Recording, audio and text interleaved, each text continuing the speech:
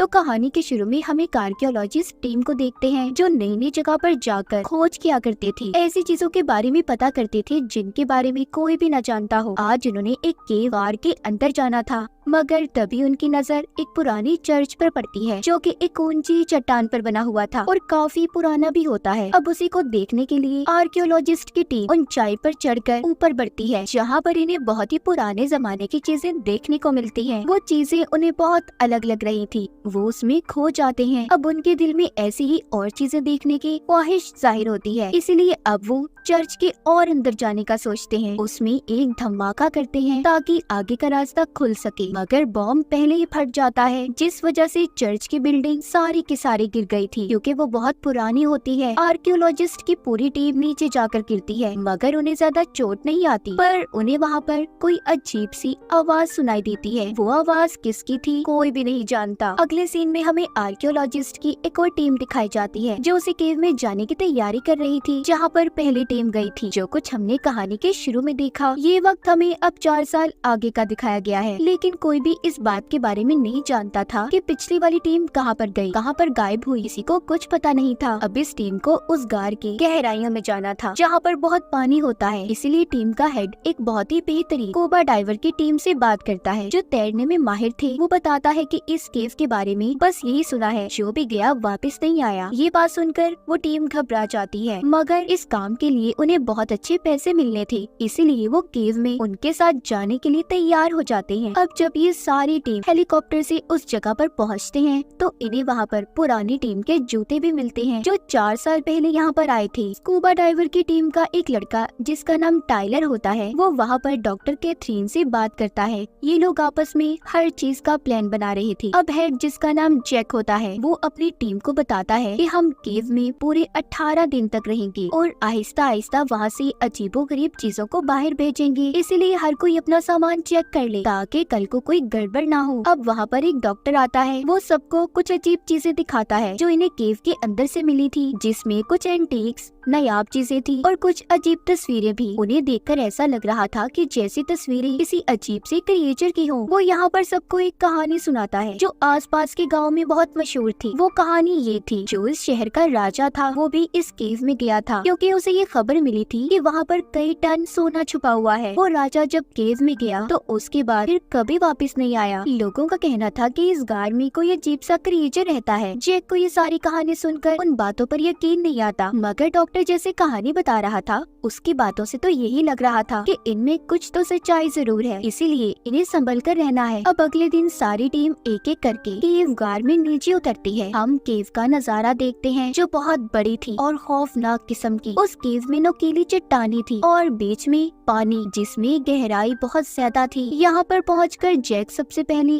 अपनी टीम में से एक साथी को नीचे पानी में भेजता है। जब वो तैरकर नीचे जाता है तो पहले तो उसे पानी में कोई चीज नहीं मिलती, लेकिन थोड़ा सा आगे जाने पर उसे सूखी जगह नजर आती है। वो वहाँ पर रुककर अब अपनी टीम से बात करता है। जैक की टीम अपने साथी को मॉनिटर स्क्रीन पर देख रही थी, तभी उनके साथी के पास किसी अजीब सी किस्म का जानवर आता है जिसके साथ वो खेलने लगा था क्योंकि वो काफी नरम था। ये सब कुछ जैक की टीम के लोग भी देख रहे थे, इसीलिए अब वो अपने साथी को पानी की गहराई में थोड़ा और अंदर जाने का कहते हैं। जब जैक का साथी पानी की गहराइयों में थोड़ा और अंदर जाता है तो उसे कुछ हलचल महसूस होती है। इस बारे में वो अपनी टीम को भी बताता है, पर अचानक से जैक का साथी डर गया था, उसकी लाइन भी कट जाती है। जैक की टीम अब अपने साथी को नहीं देख पा रहे थे। सभी टीम मेंबर्स डर गए थे और सोचते हैं कि आखिर अचानक से हुआ क्या। इसीलिए अब सब कहते हैं कि हमें एक साथ पानी की गहराई में नीचे जाना चाहिए, मगर जैक कहता है नहीं, अभी नहीं। अब वो अपने दूसरे साथी को जाने का बोलता है ताकि वो जाकर अपने पहले साथी के बारे में पता कर सके। टाइलर जो कि जैक का भाई था, जिसको हमने कहानी के शुरू में भी देखा, वो फिर से जैक से कहता है कि हमें सबको मिलकर जाना चाहिए, पता करने के अंदर क्या हो रहा है, आखिर क्या खतरा है। इसलिए जैक टाइलर की बात को मान लेता है। अब ये आधे लोग पानी की गहराई में जाते हैं। बीच में जो इन्हें नायाब चीजें नजर आ रही थी उनके साथ साथ तस्वीरें भी ले रहे थे और जो कुछ अनमोल चीजें इन्हें मिलती हैं उन्हें अपने पास भी रख लेते हैं। थोड़ी देर बाद ये उस जगह पर पहुंच जाते हैं जहाँ पर आखिरी बार इन्होंने अपने साथी को देखा था। वहाँ पर उन्हें अपने साथी का सामान तो मिलता है पर वो गायब था। सब कुछ देखकर ऐसा लग रहा था कि जैसे वो खुद अपने सामान को छोड़कर अपनी मर्जी से गया हो। वहाँ पर इन्हें कुछ और पुराना सामान भी मिलता है जो कि किसी पुरानी आर्कियोलॉजिस्ट टीम का था। तभी जैक की टीम के एक साथी को साइड पर अजीब सा मरा हुआ जानवर मिलता है, जिसे जब वो देखने जाता है तो डर गया था और चिल्लाता है। अब वहाँ पर उसकी चीखों की आवाज को सुनकर जितने भी और जानवर थे सब ने उस पर हमला कर दिया था। वो उसे खींचकर पानी के अंदर ले जाते हैं, जहाँ पर एक बहुत बड़ा क्रिएचर जैक के साथी के टैंक पर हमला करता है। उसका टैंक फट जाता है, जिसकी आवाज को सुनकर टाइलर जब उसे बचाने भागता है, मगर तब तक देर हो गई थी। वो बड़ा क्रिएचर उसे खींचकर अपने साथ ले गया था, जो कि एक तंग गार्ड था जो पानी में काफी गहराई में था, जिसके अंदर इंसान का जाना तो मुमकिन नहीं था क्योंकि वो बहुत ज्यादा छोटी जगह थी। अब टाइलर वापस आकर इस बारे में अपनी टीम को बताता है तो सब सुनकर हैरान हो गए थे। कहते हैं कि नामुमकिन सी बात है, ये केव जमीन के बहुत नीचे है और फिर उससे भी ज्यादा गहराई में किसी जानवर का पल पाना बहुत मुश्किल है। इसके बाद जैक की टीम दोबारा से अपने साथी को ढूंढने का कहते हैं, मगर अब वो रास्ता भी बंद हो चुका था जहाँ से ये पहले गए थे, क्योंकि टैंक के फटने की वजह से पत्थर नीचे आकर गिरे, जिससे रास्ता बंद हो गया। मतलब के दो साथी इनके लापता हो चुके थे। ये दोबारा से अब अपने बेस पर आ जाते हैं, उसी ठिकाने पर जहाँ पर ये केव में ठहरे हुए थे। जैक अपनी पूरी टीम से कहता है कि हमारे पास यहाँ रहने के लिए सिर्फ 18 दिनों का सामान मौजूद है, इससे पहले हमें यहाँ से निकलना होगा। जैक का साथी कहता है अब हम पुराने रास्ते से तो वापस नहीं जा सकते, क्योंकि ऐसा लगता है उधर कोई खतरनाक जानवर है जिसने हमारे साथियों पर भी हमला किया है। क्या पता उसी ने पुराने आर्कियोलॉजिस्ट की टीम को भी मारा हो। जैक अपने साथी से कहता है क्या हो गया है, तुम शांत रहो। वो अब डॉक्टर से भी इस बारे में बात करता है, जिस पर डॉक्टर कहता है कि ये बात मुश्किल है, मैंने कभी ना तो इतने बड़े क्रिएचर को देखा और ना उनके बारे में सुना है। अब जैक अपने साथी को लेकर रास्ता ढूंढने निकल जाता है। उधर टाइलर की अपने एक साथी के साथ लड़ाई हो गई थी। वो साथी टाइलर को इसलिए मार रहा था क्योंकि उसका कहना था कि हमारा साथी तुम्हारी वजह से मरा, अगर तुम्हें आवाज आई थी तो जाकर तुम उसे बचा भी सकते थे, पर तुमने जानबूझकर ऐसा कुछ नहीं किया। अब तभी उनकी टीम की एक लड़की आकर उन्हें लड़ाई से रोक लेती है। डॉक्टर उधर उस मरे हुए जानवर के बारे में टेस्ट करता है, वो उसे माइक्रोस्कोप पर देखते हैं। दूसरी तरफ जैक जो कि रास्ता ढूंढने निकला हुआ था, उस पर भी एक जानवर ने हमला कर दिया था, जिससे जैसे तैसे करके जैक बच जाता है और जल्दी से वापस अपनी टीम के पास आता है। उसकी कमर पर उस जानवर के नाखूनों के निशान थे। उसका एक टेंटिकल जैक के साथ ही आ गया था। टीम के लोग जैक से उसे अलग करते हैं और अब ये मिलकर उस टेंटिकल पर टेस्ट करते हैं। इनकी टीम में जो डॉक्टर कैथरीन थी वो बताती है कि ये किसी किस्म का पैरासाइट है, जमीन में रहने वाला कीड़ा। इनका काम मरे हुए इंसानों को खाने का है। इनके सूंघने और सुनने की ताकत बहुत तेज होती है, मगर ये इतना बड़ा कैसे हो सकता है, अजीब बात है। डॉक्टर कहते हैं कि हो सकता है यहाँ पर ये कई अरसे से पल रहे हो और ये केव कितनी पुरानी है किसी को भी इस बारे में नहीं पता। सब सुनकर जैक कहता है हमें जल्दी ही यहाँ से निकलना चाहिए, मगर उसके साथी उसे अभी रुकने का कहती है, क्योंकि उस जानवर के नाखून लगने की वजह से उसकी कमर से खून निकल रहा था। डॉक्टर भी उसे मना करते हैं, मगर वो नहीं मानता और सबको अपने साथ लेकर एक दूसरे रास्ते की खोज में निकल जाता है, जहाँ से बाहर जाया जा सके। अब सभी एक साथ आगे बढ़ रहे थे कि तभी रास्ते में जाते हुए इन्हें पुरानी आर्कियोलॉजिस्ट की टीम की हड्डियां मिलती हैं, जिनमें उसी जानवर के दांतों के निशान थे जिसने जैक को भी काटा था। सारी टीम जैक की बात को मानकर आगे बढ़ रही थी, मगर अब जैक की चोट बढ़ने लगती है। जब ये सब एक चट्टान पर चढ़ रहे थे तो जैक का साथी कहता है कि मुझे लगता है हम गलत रास्ते पर चल रहे हैं, क्योंकि मुझे कोई पानी की आवाज नहीं आ रही। मगर जैक कहता है तुम चलते रहो, मुझे आ रही है। थोड़ा ऊपर पहुँचने पर इन्हें पानी मिल जाता है। जैक अब उसके अंदर फ्लेयर गन को डालकर देखता है कि पानी कितना गहरा है। उसे पता चलता है कि पानी नीचे बह रहा है। वो अपने साथियों से कहता है कि कुछ देर हम यहाँ पर आराम करेंगे, जिसके बाद हम इस पानी में उतरेंगे। तभी यहाँ पर उसके एक साथी से लड़ाई हो जाती है, क्योंकि वो इस मुसीबत की घड़ी में भी हर चीज को रिकॉर्ड कर रहा था। अब सब आराम करने बैठ जाते हैं। जैक को अजीब से दूरी पड़ रही थी। उसके साथी उसके बारे में दूर बैठे बात करते हैं, कहते हैं कि अब हमें जैक की फिक्र हो रही है, उसे कभी भी इतना गुस्सा नहीं आया था। उधर दूर बैठा जैक अपने सभी साथियों की बातों को सुन पा रहा था। ऐसा इसलिए था क्योंकि उसके जिस्म में बदलाव पैदा हो रहे थे। उस जानवर के काटने की वजह से उसकी सूंघने और सुनने की ताकत भी तेज हो गई थी। क्या जैक भी वैसा ही जानवर बनने वाला था या कुछ और? अब खैर ये आराम करने के बाद निकल पड़ते हैं। आगे वाटरफॉल झरना था। जैक सबसे कहता है कि हमें इस झरने को पार करना है। कैथरीन कहती है नहीं जैक, मुझे ये रास्ता गलत लग रहा है, मगर मगर जैक उसकी बात को नहीं मानता और सबको अपने पीछे आने का कहता है। जब सभी कूद रहे थे तो तभी कैथरीन का पाँव किसी चीज ने पकड़ लिया था, मगर थोड़ी देर बाद छोड़ देता है। कैथरीन भी जल्दी से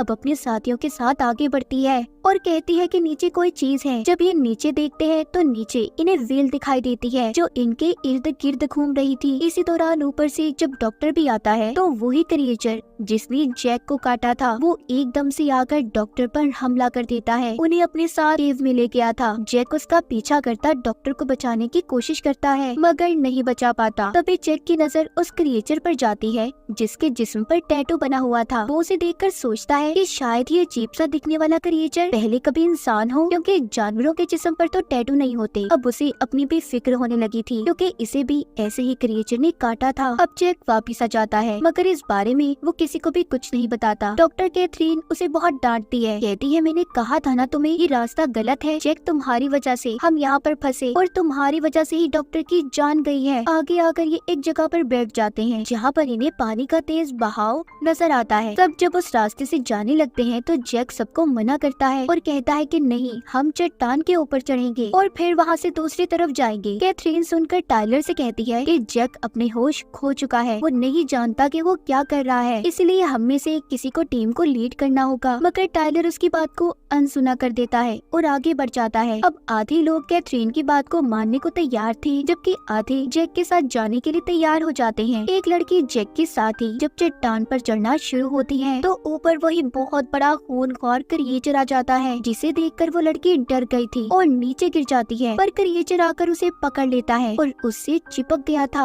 अब उस लड़की के पास कोई और रास्ता नहीं था, इसीलिए वो अपने सिलेंडर को ब्लास्ट कर देती है जिससे उसकी भी मौत हो गई थी। जैक उसकी लाश को उठा कर लाता है। सब बहुत ज्यादा दुखी थे क्योंकि एक एक करके ये अपने साथियों को अपनी आंखों के सामने मरता देख रहे थे। जैक के जिस्म में भी बदलाव होना शुरू हो जाते हैं। कैथरीन और जैक की अब बहस हो जाती है जिस वजह से इनके दो ग्रुप्स बन गए थे। जैक, टाइलर और इनका एक साथी एक ग्रुप में थी जबकि कैथरीन के साथ उसकी बाकी की टीम के लोग थे। जैक अपनी टीम को चट्टानों के ऊपर से ले जा रहा था। वो लोग एक ऐसी जगह पर पहुंच जाते हैं जहां पर हजारों की तादाद में कंकाल ढांचे पड़े थे। ये वही जगह थी जहां पर राजा अपनी फौज के साथ सोना लेने आया था मगर वो भी इस क्रिएचर से बच नहीं पाया और मारा गया, जिसके बाद इस केव को बंद कर दिया गया। वहीं पर जैक को एक जगह से ठंडा पानी आता दिखाई देता है। ये समझ गए थे कि यहाँ से बाहर निकलने का रास्ता है। जैकब सबको जब बुलाने जा रहा था तो उसे एकदम से फिर कुछ होता है। ये देखकर टाइलर कहता है तुम यहाँ पर रुको, मैं बुलाने जाता हूँ। दूसरी तरफ कैथरीन जो कि क्रिएचर से बचते बचाते अपनी टीम के साथ आगे बढ़ रही थी, तभी एक साथी को क्रिएचर पकड़ लेता है। कैथरीन और उसकी दूसरी साथी वहाँ से भागती हैं। इन्हें टाइलर ने भी ढूंढ लिया था। वो जल्दी से कैथरीन और उसके साथी को लेकर जैक के पास जाता है। जैक अब सबको बताता है कि तुम्हें इस पानी के रास्ते से आगे जाना होगा, मगर वहाँ पर भी इन्हें बहुत से क्रिएचर्स का सामना करना पड़ता है। वो क्रिएचर जो कि सालों से यहाँ पर रह रहे थे वो सारे अब जाग जाते हैं। तभी ये अपनी जान बचाने के लिए जब पानी में छुपने की कोशिश करते हैं मगर नहीं बच पाते। क्रिएचर ने उन्हें देख लिया था। जैक उन क्रिएचर्स का मुकाबला करता है, एक एक क्रिएचर को मार रहा था क्योंकि उसके अंदर भी अब उन्हीं का खून था और एक बॉम्ब को लेकर क्रिएचर के साथ पानी में कूद जाता है।